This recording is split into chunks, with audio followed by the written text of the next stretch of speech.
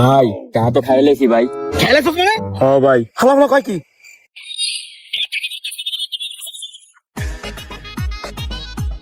আব্বা চা দাও 500, এক্সাম আছে। এক্সাম কি বাবা? ওরে হালার বালা, পরীক্ষা পরীক্ষা।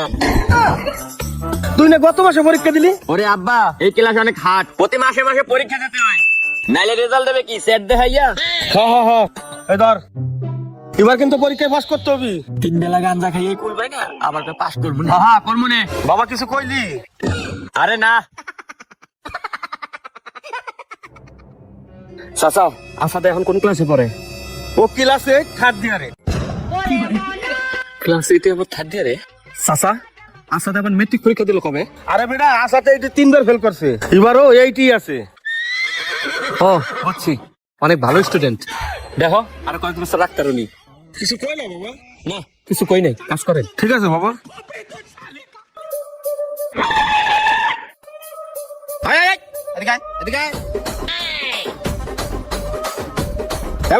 এই কাঁঠাল কার?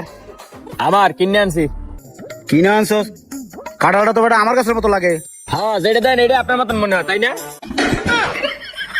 হইছে সভাপতি করিস না, হালার বেলা বাটপার। আচ্ছা হন, তোরে পাইছি ভালো হইছে। কালকে যে তুই সেট বেচছস আমার কাছে, এই ফোন ধর, টাকা ফেরত দে। সেটা কি হয়েছে? এই বাটপার, ফোন কালকে তো নিয়ে না, তুই আমার নষ্ট দিছস, দে আমার টাকা ফেরত দে। ভাই চা তো খাইলেছি ভাই। খেলেছস মানে? হ্যাঁ ভাই। হালা হালা কয় কি? আমার টাকা ফেরত আজকে বেদে না, তোর বাবার কাছে বিচার দেবো। ভাই ও ভাই, বাপের কাছে বিচার দেওয়া লাগবে না, আমার কাছে বুদ্ধি আছে। বুদ্ধিটা শুনলে আপনি আপনার টাকা পাবেন, আমিও কিছু টাকা পাবো ভাই। আচ্ছা কে? ঠিক আছে, তোর বাপের কাছে বিকেলে যাবো না, তুই আইস যা। আচ্ছা ভাই আমনে। ফালার ফালা কেমন বলদের বলত, নিজের গাছের কাঁঠাল নিজেই চেনে না। ও কি কিছু কইলো? না ভাই। আসলা আব্বা স্কুলে সকালে খবর হয়েছিল একটা কোর্স করা লাগবো। কোর্সটা হইলো বাক্কাস কোর্স। বাক্কাস কস কি বাবা? ও তো আমি বুঝি না। এটা দামি একটা কোর্স, এটা যদি না করো তাহলে পড়ালেখা করা লাগবে না, পড়ালেখা বাদ দিয়ে দাও।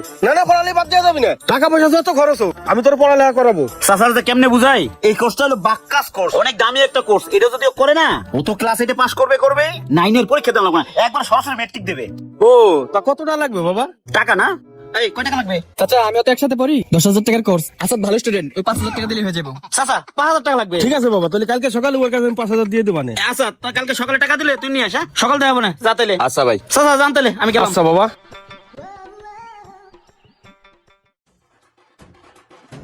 আসসালামু আলাইকুম মাস্টার সাহেব। ওয়ালাইকুম আসসালাম। স্যার, আমার গাছ পড়ালেই করে কেরম কি, এবার কি পাস করা পারবি? কে আসাদ? ও তো 1 বছর ধরে ক্লাসে আসে না, পরীক্ষা দেবে কেমন করে? কি কর মাস্টার সাহেব, সেদিন বাক্কাস না বাক্কাস কোর্স করবি আমার কাছে 5,000 টাকা নিল, আবার প্রতি মাসে 500 টাকা নেয় পরীক্ষা দেওয়ার জন্য। ও কি পরীক্ষা দেয় না?